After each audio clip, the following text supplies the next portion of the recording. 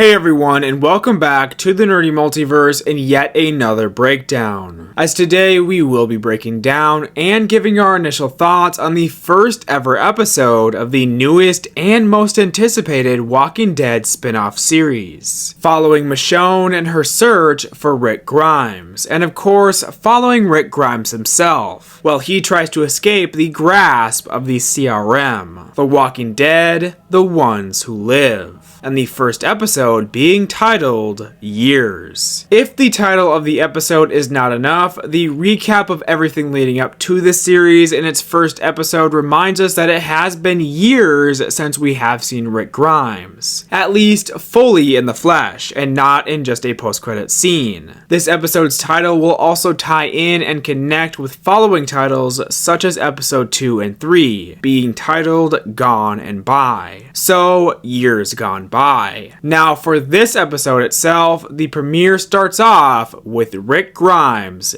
himself, as he sits alone in a room staring out of a window looking out at a number of working windmills. Now this is just a glimpse of the CRM's power and what they are able to operate with during these times in the apocalypse. In the background, Rick's TV plays and we can see what appears to be a city's building on fire and in turmoil, which we do learn more about later on in this episode. But as for the main man, Rick himself, this very first scene and his official return is a rather sad one, as he sits there and contemplates taking his own life. Shortly after, he does back down and thankfully decides to keep on going and keep trying. We then cut to a wooded area 5 years after the bridge where Rick shot the dynamite and quote-unquote sacrificed himself and died to eliminate the horde of walkers. Now obviously we all know that he is alive, but only a few characters in the actual franchise think that he is. Rick is here with a group of other consignees and they are all hooked up to CRM soldiers in order to venture into the woods and take out the approaching walkers, with the weapons provided to them, but not to go outside of their constraints limits, in which Rick does, of course, after storming through a number of the flaming walkers. Now I'm unsure if these were just set on fire or if these are variants. After the soldier pulls back on his restraints, he makes up the excuse that he's just looking for his axe, as he ties his belt around his arm and amputates his own hand. Now Rick, just like in the comics, has one hand. We've also seen people like Merle and Aaron lose their hands and get sick replacements for them. But all of this was a failed attempt at an escape from the CRM for Rick, as he just gets recaptured after cauterizing the wound with the flames from a burning walker, moments after removing his own hand. Now obviously this is not where Rick wants to be. He just wants to return home to Alexandria and the hilltop and reunite with his family and his friends. But those dreams and the ones of him meeting Michonne in the old world before the fall are something that he just wakes back up from, back at the CRM base that he is located at. Consignees, just like Rick, are those that were found and rescued by the CRM in the wild, and they are all given typically 6 years to prove themselves by following orders, like going around and eliminating walkers, as we see Rick doing once more at the border, but now one-handed. Rick and the other consignees here are ordered to take out the walkers approaching the border, all while CRM soldiers watch over them, commanded by a character known as Commander Okafor, friends in high places for Rick Grimes, as he has put in good word for Rick Grimes to Major General Beale and has saved Rick from punishment after his numerous attempted escapes from the CRM. And this is all because Okafor hopes for Rick to join his program and become a soldier himself. Eventually, Rick goes on an absolute rage-filled rampage and kills walker after walker at the border as time passes and everyone begins just watching him as he covers himself in blood. Where after he just sits down next to the wall, very reminiscent of the shot of him after he killed Joe and his crew in the original series. Now back at the base where Rick makes his way through it as soldiers pass by and helicopters equipped with missiles take off. He gets a glass thrown at him by another consignee known as Thorn. She says that she should have just thanked him instead of throwing glass at him because in his attempt to escape, he has taught her that leaving is impossible.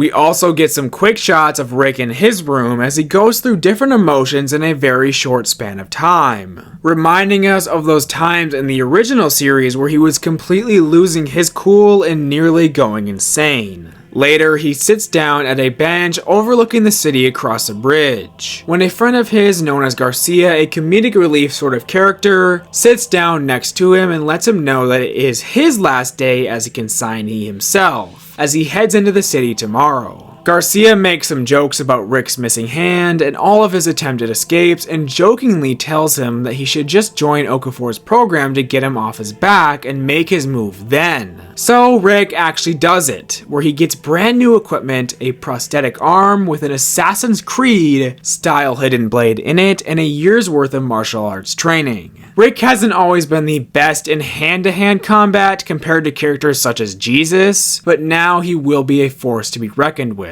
without weapons. But Rick still has those dreams, including the repeating one of meeting Michonne in the park, and growing closer to her and falling in love, only to be woken up again and again. This time at night, as Okafor takes Rick and Thorn outside into a discreet location to meet with them and discuss his own plans with them for the CRM, as he wants to make both of them leaders within the CRM despite their attempts at escape and attempts at killing him, as he believes that they can both truly change things around here. Okafor explains the CRM and answers some questions that we have had for years as fans. The CRM is an alliance of three: this hidden city in Philadelphia, Portland, and Omaha, then informing them and us what the meaning of A's and B's actually mean. A's are strong-willed and capable people who are often noticed and later killed off by the CRM due to their independence. Rick and Thorn are both labeled as A's, while B's are just everyday folk trying to survive, as most people are during these times. After their meeting with Okafor, Thorn and Rick walk together and get into a bit of an argument, as Rick is still keen on getting home and escape in the CRM, and Thorn isn't, as she tells him that they are gone. Their loved ones may not be gone, but they are, as they cannot leave, ever, but promises him her help whenever he may need it. Continuing his training now as a soldier, Rick witnesses some shady things around the area, such as more helicopters with missiles leaving, and Okafor returning covered in blood. Now, as a soldier and not a consignee, Rick takes a seat at the bench overlooking the city once more, but this time he is met by Major General Beale himself, who he salutes to. Beale and Rick actually talk for some time here, and the general reveals to Rick that Okafor was in the Air Force before all of this, and was responsible for saving the city from the bombings. He seems a bit suspicious of Okafor and questions Rick whether or not Okafor is up to anything that he shouldn't know about. Rick lies and tells him no. Rick still has plans to escape, of course, as he then meets his friend Garcia in the city's park to discuss the map of the underground pipe system in the city. Garcia eventually reveals a way out through the tunnels to Rick, and after all of this planning, it's time to execute his escape once more. While out on a mission with other soldiers, he sneaks off and puts his dog tags on a walker's body who has one hand. He uses some sort of light device to distract the group of walkers to get to the sewer entrance. And right there, as he is about to get away, or supposedly about to get away, a girl notices him after he takes out a few walkers and screams. So he's forced to abandon his plan, fight off the walkers, and save the girl. But ultimately, Thorn is the one that saves them both, and she knows that what Rick was doing, and she reveals that she's helping him by not letting him leave, as she says that Okafor knows things about Rick. And this sets Rick off and makes him wake Okafor up from his sleep with a knife to his neck, as Okafor tells Rick that he knows about Michonne and Rick's family. Rick grows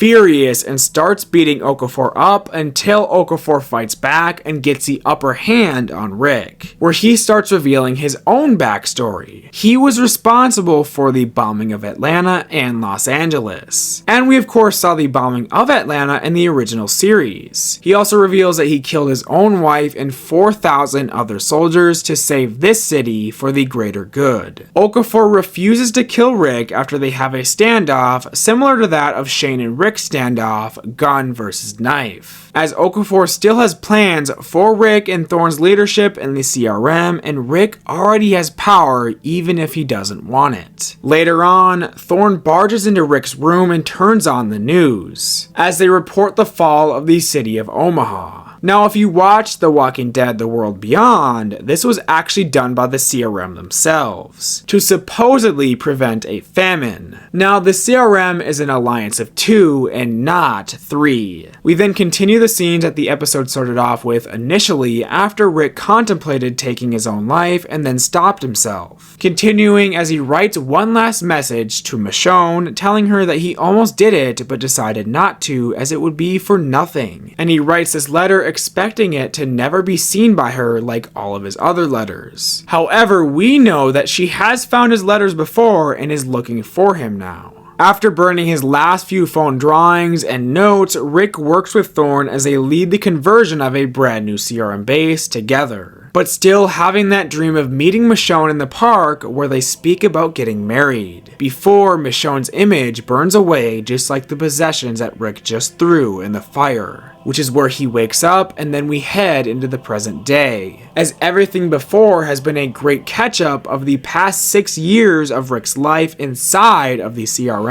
From sitting in the back of one and being rescued by one to now flying a helicopter, Rick speaks with Okafor about a childhood memory of his that we have seen flashes of throughout this episode. A story where he went to his kitchen when he was a kid as his farm caught fire and his father, half burnt, saved his life. After his father passed, his mother told Rick that his father was actually responsible for setting that fire, as it ultimately saved their farm. Some things have to be broken, destroyed, or ended to start something brand new. After finishing his story, an explosive device fires right through the helicopter's window and lands right in Okafor's chest, exploding and killing him. The helicopter ultimately crashes after taking continuous fire. All of the soldiers end up getting taken out by more explosives, and then an unseen figure who approaches and removes every single soldier's helmet before killing them. Finally getting to Rick, where this person removes his helmet and then backs up. It's Michonne, and they have finally reunited after so many years in a very emotional end to the first episode of The Ones Who Live. And overall, wow, was this an incredible premiere for the series. The pacing, the storytelling, and catching up with Rick's story was so well done. The visuals are incredible, and you can definitely tell that they took their time with everything,